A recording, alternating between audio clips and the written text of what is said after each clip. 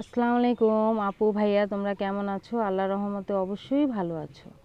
আর আজকে একেবারে রেস্টুরেন্টের মতো খুবই মজা করে কিভাবে চিংড়ি মাছের বিরিয়ানি রান্না করা যায় সেই রেসিপিটা তোমাদের সাথে শেয়ার করব। তোমাদের অবশ্যই ভালো লাগবে। আর এরকম চিংড়ি মাছের বিরিয়ানি কিন্তু ছোট বড় সবাই খেতে পছন্দ করে। আর যদি ঘরে রেস্টুরেন্টের মতো এরকম মজা করে চিংড়ি মাছের বিরিয়ানি রান্না করা যায় তাহলে তো কথাই নেই। আর চিংড়ি মাছের বিরিয়ানি রান্না করতে কিন্তু বেশি কিছুর প্রয়োজন হয় না, অল্প উপকরণ দিয়ে কিন্তু খুবই মজা করে চিংড়ি মাছের বিরিয়ানি রান্না করা যায়।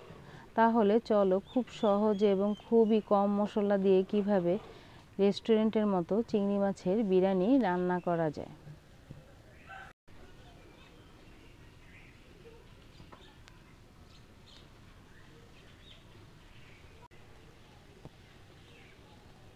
আমি ব্লেন্ডারে কেটে রাখা একটা টমেটো দিয়ে দিব, কয়েকটা কাঁচা পাকা মরিচ দিয়ে দিব পরিমাণ মতো বা স্বাদ মতো, 2 টুকরো আদা,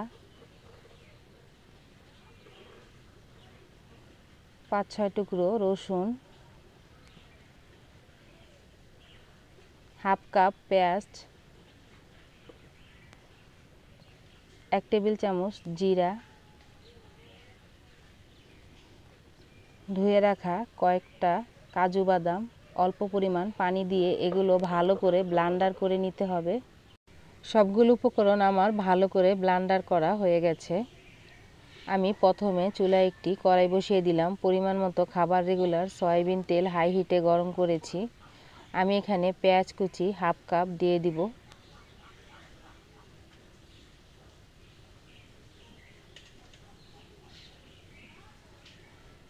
পেঁয়াজগুলো হালকা বাদামি কালার করে ভেজে নিতে হবে।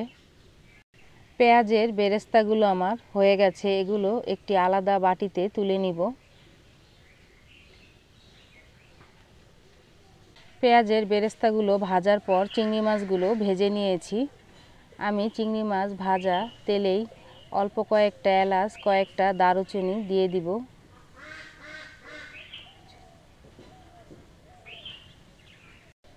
ব্লেন্ডার করা সবগুলো উপকরণ দিয়ে দিব। চুলার হিট মিডিয়ামে রাখতে হবে, না হলে পুড়ে যাবে।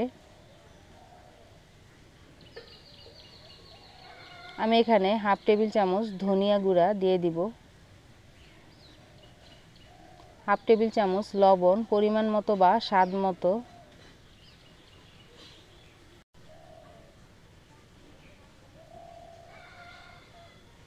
হাফ টেবিল চামচ মরিচ গুঁড়া পরিমাণ মতো বা স্বাদ মতো। মশলাগুলো ভালো করে কষাতে হবে আর অনবরত নাড়তে হবে। দেখো মশলাগুলো কিন্তু আমার কষানো হয়ে গেছে। 3 টেবিল চামচ ঘরে বানানো টক দই দিয়ে দিব। অনবরত নাড়তে হবে, মশলাগুলো ভালো করে কষাতে হবে।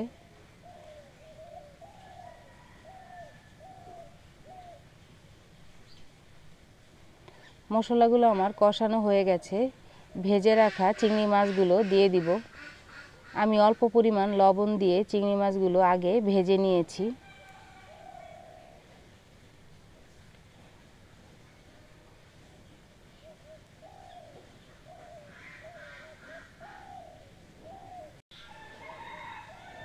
চিংড়ি মাছগুলো কষানো হয়ে গেলে অল্প পরিমাণ পানি দিয়ে ভালো করে কষাতে হবে।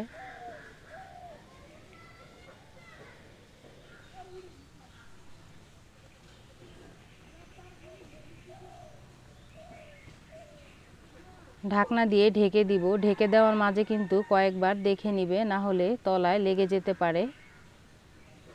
দেখো চিংড়ি মাছগুলো আমার কষানো হয়ে গেছে।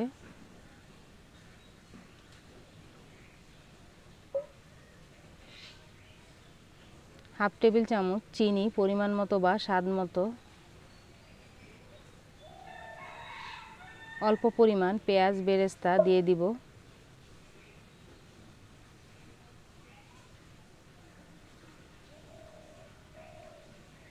কিছুক্ষণ কষানোর পর চিংড়ি মাছগুলো আলাদা একটি বাটিতে তুলে নিতে হবে।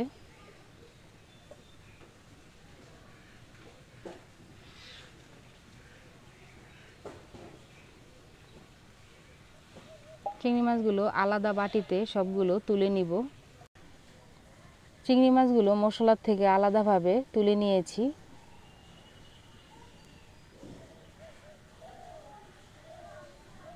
ধুয়ে রাখা পোলাওর চালগুলো দিয়ে দিব।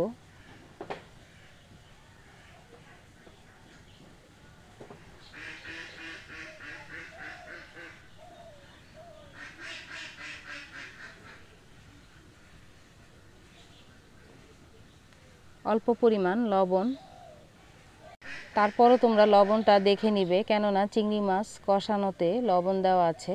আমি এই কাপ অনুযায়ী 2 কাপ পোলাওর চাল নিয়েছি, আর 1 কাপ পোলাওর চালের জন্য পানি দিব 2 কাপ।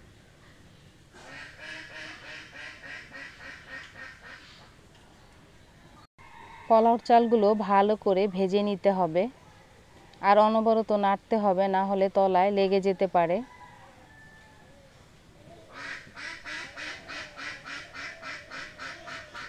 আমি এখানে ফুটন্ত গরম পানি দিয়ে দিব।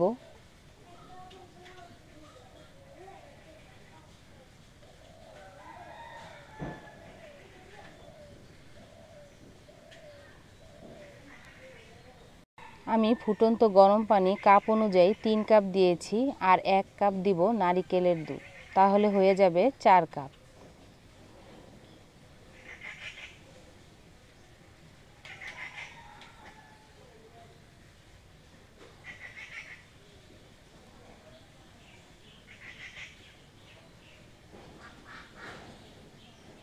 ধুয়ে রাখা আস্ত কয়েকটা কাঁচামরিচ দিয়ে দিব। ঢাকনা দিয়ে ঢেকে দিব। ঢেকে দেওয়ার মাঝে কিন্তু দেখে নিবে।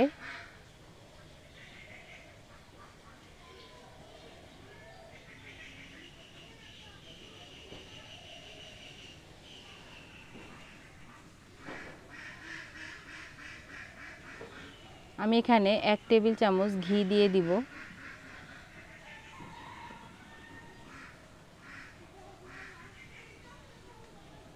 পোলাওর পানিগুলো যখন একেবারে শুকিয়ে যাবে,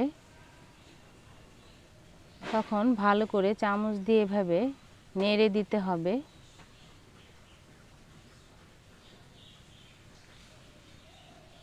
রান্না করা চিংড়ি মাছগুলো দিয়ে দিব।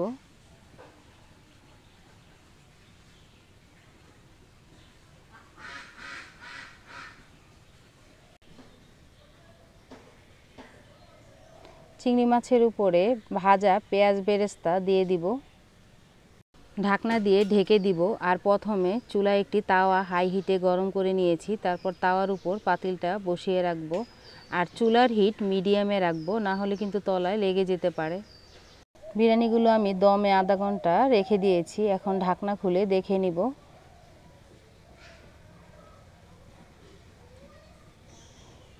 দেখো, বিরিয়ানিগুলো কিন্তু আমার একেবারে ঝরঝরে হয়েছে।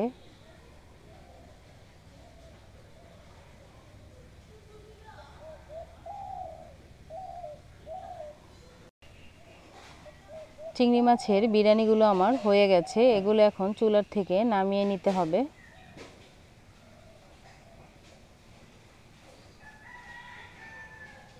বিরিয়ানিগুলো একটি প্লেটে তুলে নিব। দেখো, মাশাআল্লাহ কত ঝরঝরে হয়েছে, আর দেখতেও কত সুন্দর হয়েছে। খেতে কিন্তু সেই স্বাদ। যারা এখনও বাসায় তৈরি করে খাওনি, তারা কিন্তু অবশ্যই বাসায় তৈরি করে খেয়ে দেখো। আসলে একেবারে রেস্টুরেন্টের মতোই স্বাদ। একবার বানিয়ে খেলে বারবার বানিয়ে খেতে মন চাইবে। আর এরকম চিংড়ির বিরিয়ানিগুলো কার কার পছন্দ অবশ্যই কিন্তু কমেন্ট করে বলবা। আর তৈরি হয়ে গেল আমাদের খুবই মজাদার অল্প উপকরণ দিয়ে একেবারে রেস্টুরেন্টের মতো চিংড়ি মাছের বিরিয়ানি। আর রেসিপিটা ভালো লাগলে অবশ্যই লাইক, শেয়ার, কমেন্ট করো। চ্যানেলটি প্লিজ সাবস্ক্রাইব করো। সবসময় ভালো থেকো, সুস্থ থেকো, এই বোনটির পাশে থেকো। আল্লাহ হাফেজ।